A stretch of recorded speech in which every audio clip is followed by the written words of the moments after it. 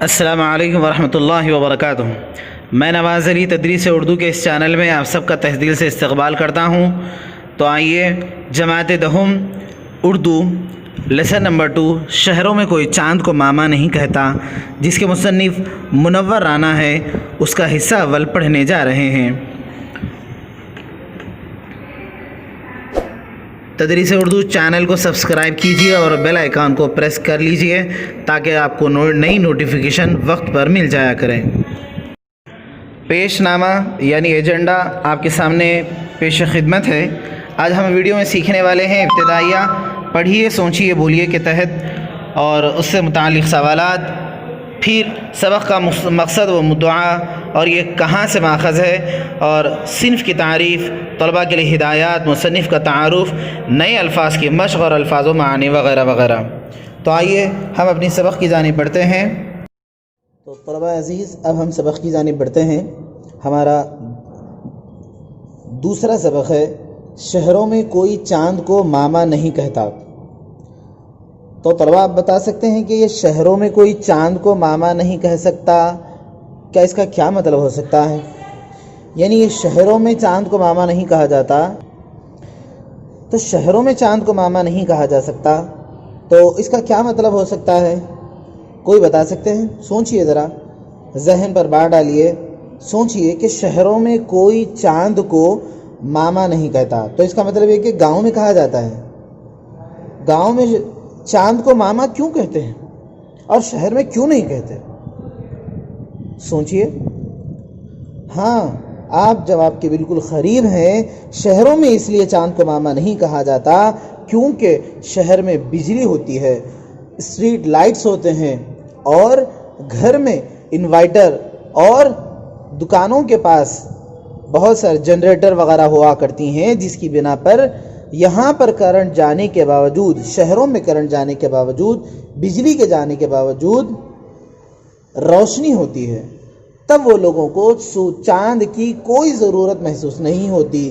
ہاں، گاؤں میں چھوٹے موٹے گھر ہوا کرتے ہیں، جھوپڑی ہوا کرتی ہے، وہاں پر یہ ساری سہولتیں نہیں ہوتی، اس کی بنا پر وہ چاند کی روشنی سے اپنی ضرورتوں کو پورا کر لیتے ہیں۔ تو ایک جو فائدہ ان کو پہنچاتا ہے تو ان سے ایک رشتہ ناتا جڑ جاتا ہے۔ تو اس کے لکھنے والے ہیں منور رانا۔ تو چلیے پڑھیے سوچیے بولیے کے تحت ایک چھوٹا سا مضمون ہم پڑھتے ہیں یہاں پر۔ یہاں رہتے رہتے اب مجھ پر وحشت طاری ہونے لگی ہے، ہر طرف ٹریفک کا شور، بلند و بالا عمارتوں کا جنگل، اور ان بلند و بالا عمارتوں کی تعمیر اور دولت کے انبار لگانے کے دھن میں پست ہوتی انسانیت۔ پہلے پہل جب میں اپنے گاؤں سے آیا تھا، کہاں آیا تھا؟ میں اپنے گاؤں سے آیا تھا۔ کہاں سے آیا تھا؟ شہر کو۔ جی، گاؤں سے کہاں پر آیا تھا؟ شہر کو۔ مجبور، معذور اور غربت کے مارے سسکتے انسانوں کے دکھوں کو دیکھ کر دل تڑپ اٹھتا تھا، لیکن اب ایسا محسوس ہوتا ہے کہ دھیرے دھیرے میرا دل بھی پتھر ہونے لگا ہے۔ بڑی سی بڑی تکلیف دہ بات کو دیکھ کر بھی سرسری گزر جاتا ہوں۔ کیا کہوں، بس میرا گاؤں، میرے لوگ بہت یاد آتے ہیں۔ یہاں تو یہ حال ہے کہ یہ عجب جہاں ہے، نہ قفس نہ آشیانہ۔ طلباء عزیز، تو بتائیے اس ابتدائیہ سے متعلق چند سوالات کے جوابات دینے کی آپ کوشش کیجئے، اور میں امید کرتا ہوں کہ آپ دے سکتے ہیں۔ پہلا سوال ہے، مضمون میں، یہ جو اوپر مضمون ہے، مضمون میں یہاں سے کیا مراد لی گئی ہے؟ یہاں سے کیا مراد لی گئی ہے؟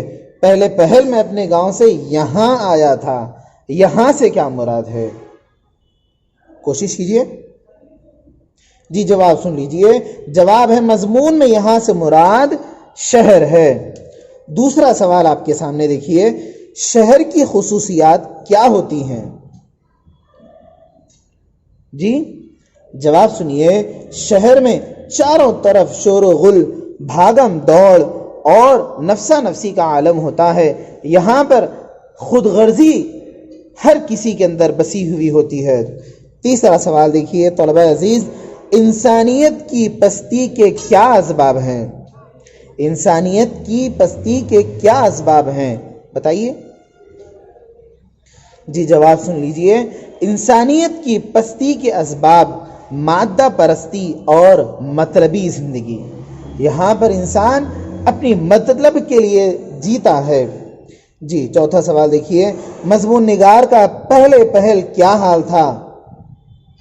کوشش کیجئے، ابھی ہم نے ایک چھوٹا سا مضمون پڑھا ہے، اسی سے متعلق سوالات ہیں، یہ کوئی نئے سوالات نہیں ہیں۔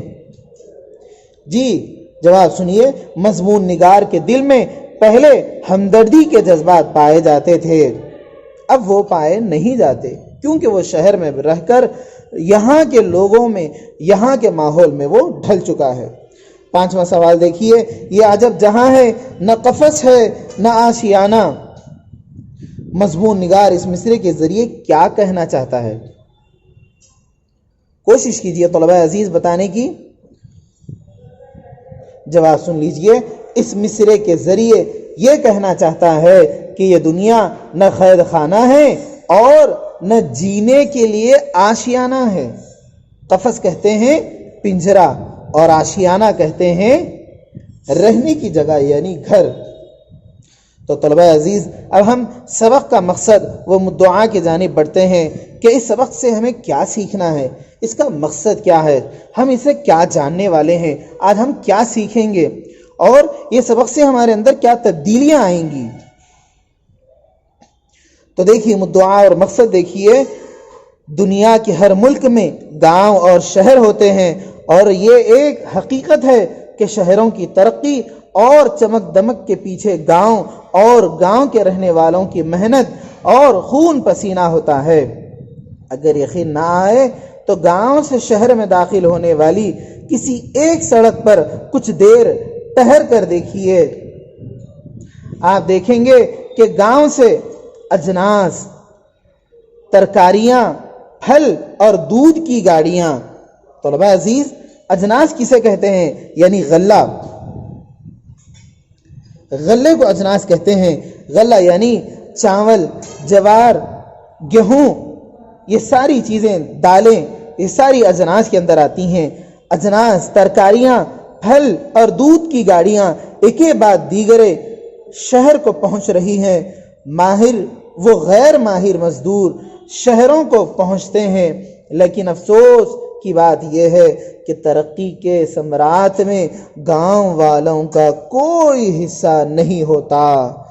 ساری ترقی کے جو ثمرات ہوتے ہیں، جو پھل ہوتا ہے اور جو کریڈٹ ہوتا ہے، وہ سارا کا سارا شہر والوں کو چلا جاتا ہے، گاؤں والوں کا اس میں کوئی حصہ نہیں ہوتا۔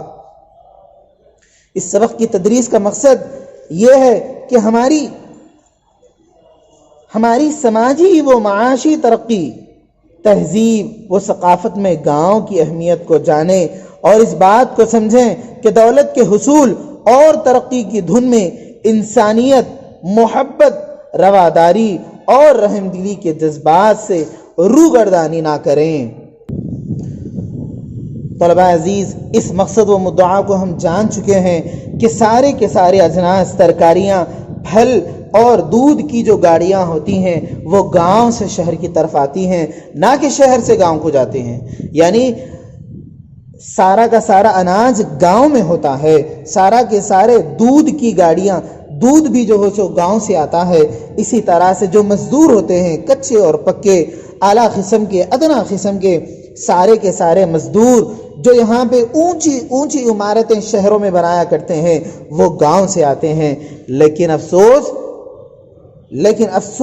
صد افسوس کہ اس کا کریڈٹ، اس کے ثمرات گاؤں والوں تک نہیں پہنچتے، یہ شہر میں محدود ہو کر رہ جاتے ہیں۔ اب ہم سبق کے مدعا کو جان چکے ہیں، میں طلبہ سے اس طرف توجہ دینے کی گزارش کرتا ہوں۔ یہ سبق منور رانا کی کتاب چہرے یاد رہتے ہیں سے لیا گیا ہے۔ اس کے مصنف ایک مشہور شاعر منور رانا ہے۔ اب صنف کی طرف تعریف سن لیجئے تاکہ ہمیں معلوم ہو جائے کہ یہ کون سی صنف میں لکھا گیا ہے۔ طلبہ عزیز، یہ انشاء کے معنی پیدا کرنا ہے۔ انشاء ایک صنف ہے جس کو ہم انگلش میں ایسے کہتے ہیں۔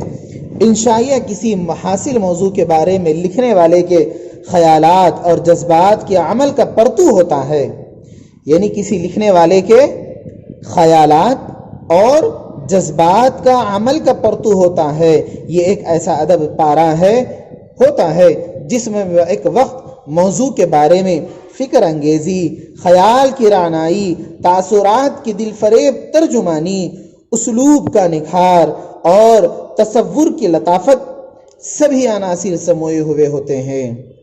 انشائیہ ہمارے ذہن کو ایک خاص ذوق آگاہی بخشتا ہے اور ہمارے جذبات میں ایک انبساط یعنی کھلنا، پھیلنا، پھولنا، ہمارے جذبات کو کھولتا ہے، انبساط پرور تازگی اور تابناکی پیدا کرتا ہے۔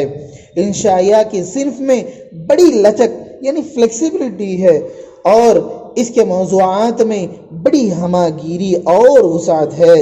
یہ صنف ذہنی بیداری اور سماجی حربے کے طور پر بھی استعمال ہوتی ہے۔ تو طلبہ عزیز، انشاء اس کو کہتے ہیں جس میں کوئی شخص کسی ایک موضوع کے بارے میں اپنے خیالات اور تجربات کے ذریعے سے اس میں ایک جان ڈال دیتا ہے، اس میں ایک اپنی ساری خیالات کو اور جذبات کو کسی الفاظ کے ذریعے بند کر دیتا ہے، ان جملوں کے ذریعے سے لوگوں کے دلوں تک پہنچاتا ہے، اسی کا نام جو ہے سو انشاء پردازی ہے، یعنی اس کو انگلش میں ایسے کہتے ہیں۔ تو طلبہ عزیز، یہاں پر دیکھیے طلبہ کے لیے چند ہدایات ہیں، امید کرتا ہوں کہ آپ اس کو پڑھ لیں گے۔ مصنف کے تعارف پر چلیے۔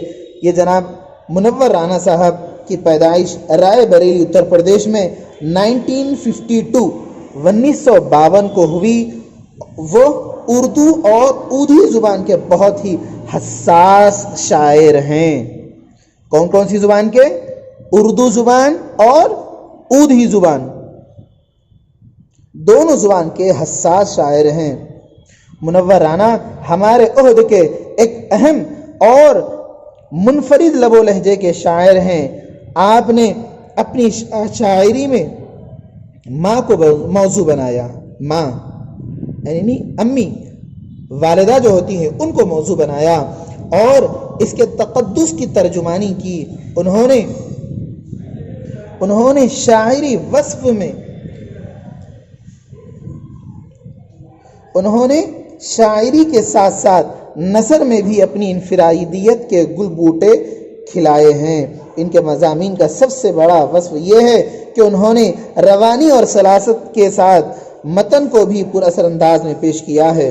منور رانا شہروں کی مشینی زندگی سے بیزار نظر آتے ہیں۔ طلبہ عزیز، اس بات کو آپ غور سے سنیے۔ منور رانا شہروں کی مشینی زندگی سے بیزار نظر آتے ہیں۔ انہیں گاؤں والوں کی سیدھی سادی طرز معاشرت پسند ہے۔ انہیں گاؤں والوں کی باہمی محبت و الفت، بھائی چارہ اور ایک دوسرے کے دکھ سکھ میں شریک ہونے کا جذبہ پسند ہے، اور وہ دیہات میں رہنے والے انسانی اقدار کی آئینہ داری کرتے ہیں۔ اس انشائیہ میں انہوں نے شہروں میں بسنے والوں کی بے حسی کو بے نقاب کرتے ہوئے گاؤں والوں کی انسان دوستی کی رجحان کو نمایاں کیا ہے۔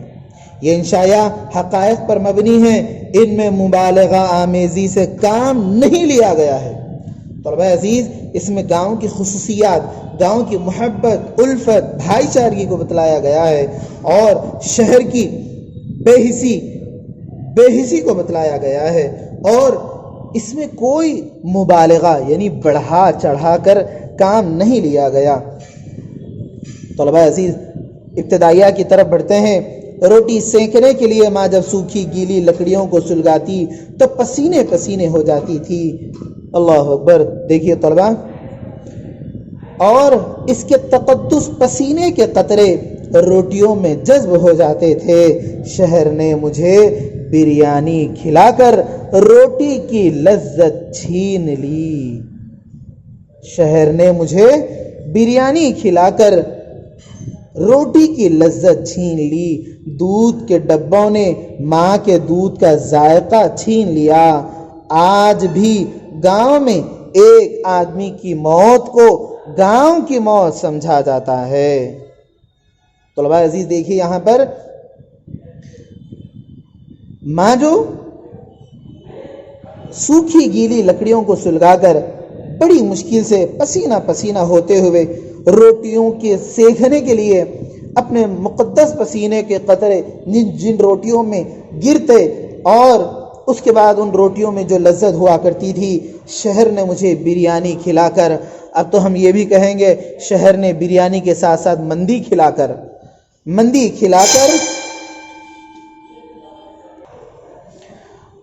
खिलाकर माँ की रोटी की लज्जत छीन ली। दूध के डब्बों ने माँ के दूध का जायका छीन लिया। किसी ने क्या खूब कहा, कहां से आएंगे माँ बाप के गुण बच्चों में, क्योंकि दूध तो डब्बों का हो गया, तालीम तो सरकार की हो गई। अब कहां से तलबा में कुछ सीखने की या माँ बाप की अच्छी खुसूसियात उसके अंदर पैदा हो सकती हैं। तो देखिए क्या कहते हैं, तेज रोशनियों में नहाई हुई सड़कें, ऊंची इमारतें, मगर बंद बंद से मकान, कमरे मसनूई ठंडक और फूलों से आरास्ता, दरीचे बंद, रास्ते गाड़ियों से भरे हुए, गुजरना दुश्वार, इतनी उलझने कि सवरना दुश्वार, इतना बोझ कि मरना दुश्वार, इतनी जल्दी कि ठहरना दुश्वार। जब जिंदगी इतनी तेज रफ्तार हो जाए तो फिर कैसी रिश्तेदारी, कैसा खुलूस, कैसा एहतराम, क्या ज़रूरत है चंदा मामा से मिलने की, गुफ्तगू करने की। आइए देखें कि मुसन्निफ ने किस तरह देही ज़िंदगी यानी गांव की ज़िंदगी और शहरी ज़िंदगी का खाका इस सबक के ज़रिए खींचा है। तलबा अजीज़, अब हम मुश्किल अल्फाज या नए अल्फाज की तरफ बढ़ते हैं और उसको अंडरलाइन करते हुए हम लिखने की मशक करेंगे। ट्रैफिक, बुलंद व बाला, इमारतों,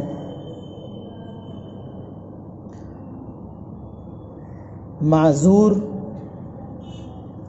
तकलीफ, खुसूसियात, हकीकत, पीछे, तहजीब,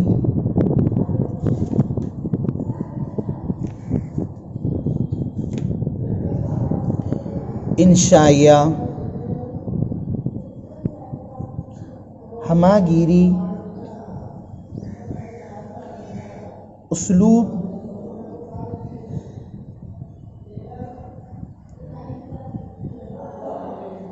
हक़ाइक़। तलबा अज़ीज़, हम नए अल्फाज या मुश्किल अल्फाज की मशक करने जा रहे हैं। तो देखिए, नए अल्फाज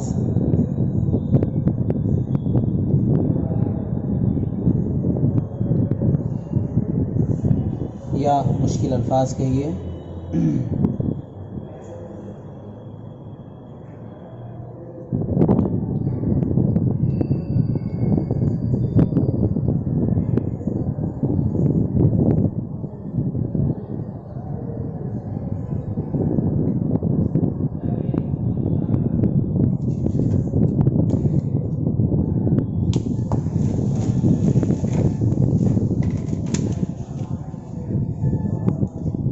ट्रैफिक,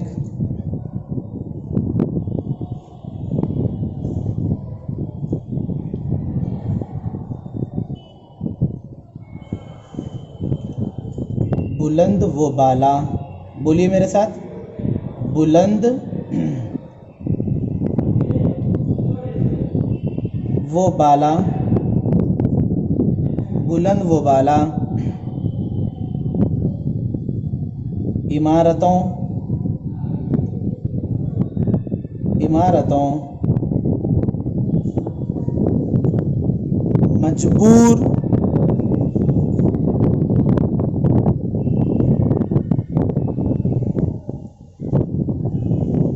माजूर। तलबा अजीज मेरे साथ बोलिए, मजबूर, माजूर, तकलीफ,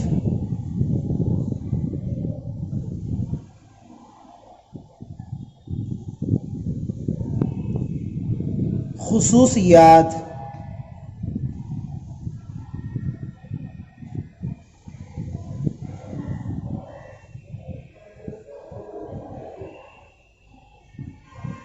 खुसूसियात, हकीकत,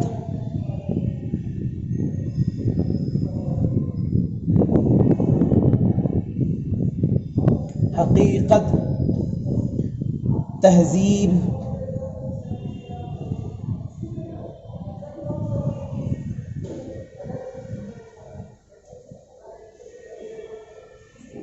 तहजीब, सकाफत,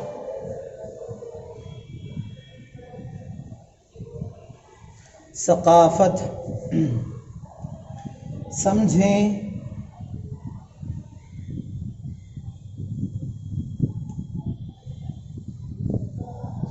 समझें, इंसानियत,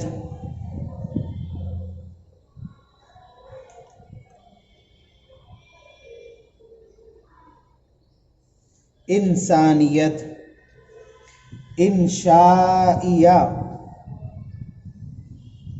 इंशाइया, बोलिए इंशाइया, उसलूब,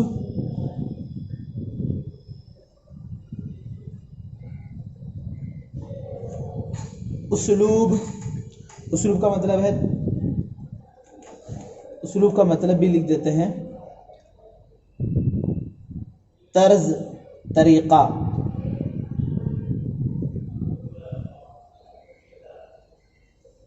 जी, इनबिसात, इनबिसात, इसका भी माना देख लीजिए। इनबिसात का खिलना,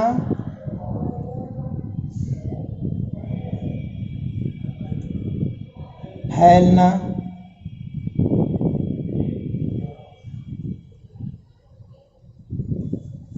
तलबा अजीज़, दो चश्मे है लिखने का आसान तरीक़ा देखिए। आमतौर पे बहुत सारे लोग बहुत सारे गलतियां करते हैं।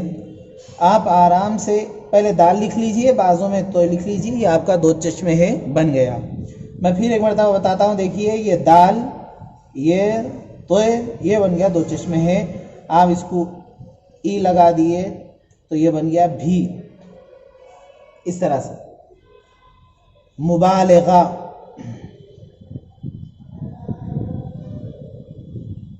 मुबालगा, सुख दुख, सुख दुख, सुख दुख,